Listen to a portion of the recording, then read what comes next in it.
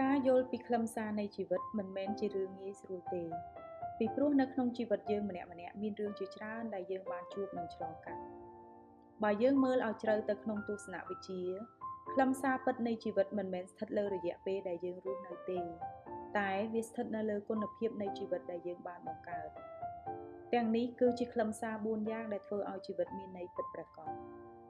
1ជីវិតគឺជាការរៀនសូត្រយើងកើតមកដើម្បីរីកចម្រើនមិនមែនកើតមកដើម្បីល្អឥតខ្ចោះឡើយ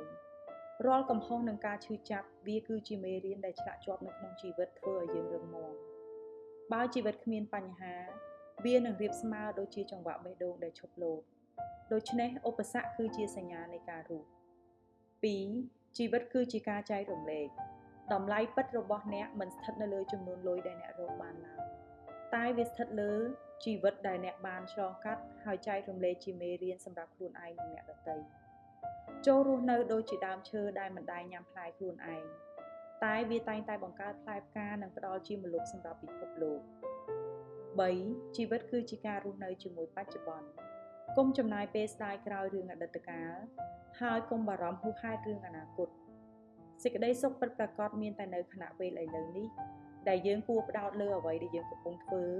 និងការផ្ដល់តម្លៃឲ្យមនុស្សក្បែរខ្លួន4ស្វែងរកហេតុផលនៃការរស់នៅ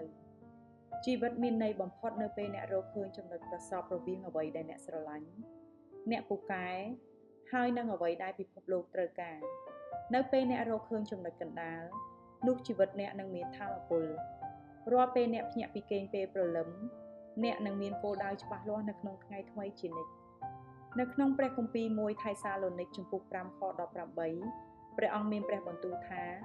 ចូលអរព្រះគុណក្នុងគ្រប់ការទាំងអស់